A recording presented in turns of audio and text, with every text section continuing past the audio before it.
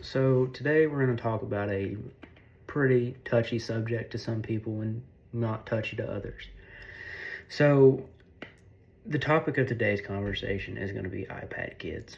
It's no joke to any of us that they exist. We've all witnessed them from, their screaming tantrums in restaurants to, unbearable crying on airplanes. So, um, my personal stand on it is I don't feel like kids should have tablets just to keep them quiet.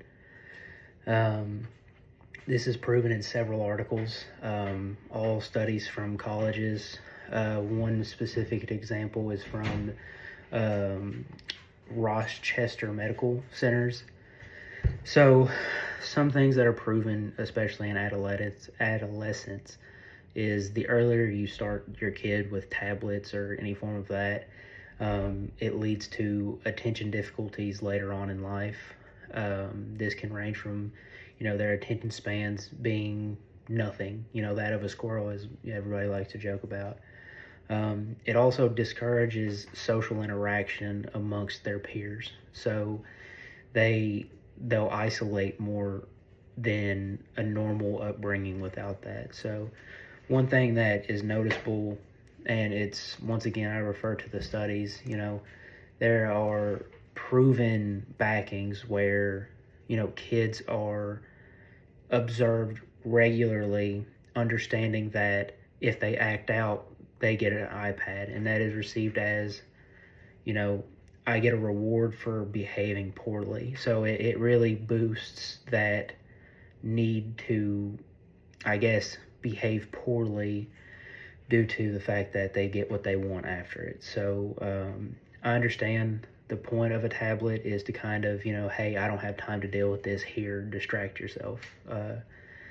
But I mean, there's studies ranging from, Vice magazine did one. We have one here from, the University of Rochester Medical Centers, Today's Parents, and Western Oregon University, all of which generally have the same theme, that iPads can be detrimental, or any form of tablet can, in unrestricted use, be detrimental to a kid's development.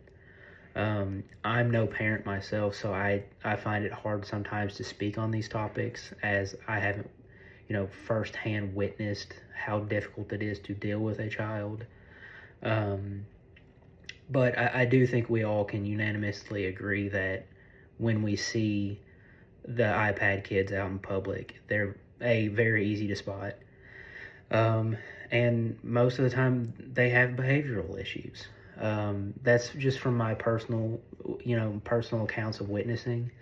Um, but yeah, I think overall iPads should and tablets shouldn't really be gave to kids.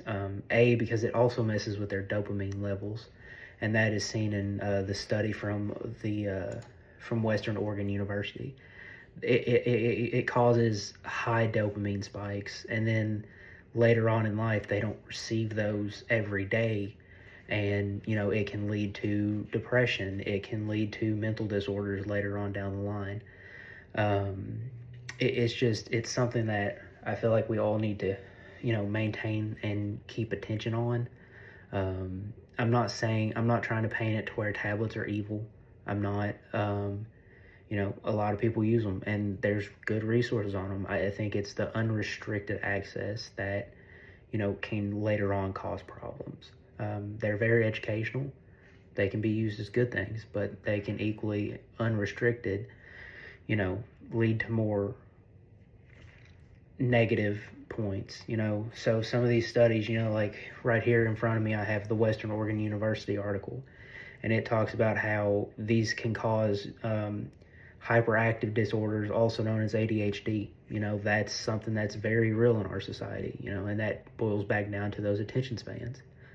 Um, but overall, if you have the time, please look into some articles about it. If you're a parent or expecting to be, I also encourage you to not really rely so heavily on tablets. I remember as a kid, we would go out and play in the yard, and we'd play until we were exhausted, and that's just what we did. You know, our faces weren't shoved in tablets and phones and all that. It was, you know, you behaved poorly, you didn't get what you wanted. You didn't even get something just to, you know, shut you up for the meantime. It was very much, you know, it encouraged positive behavior. But yeah, that's today's essay.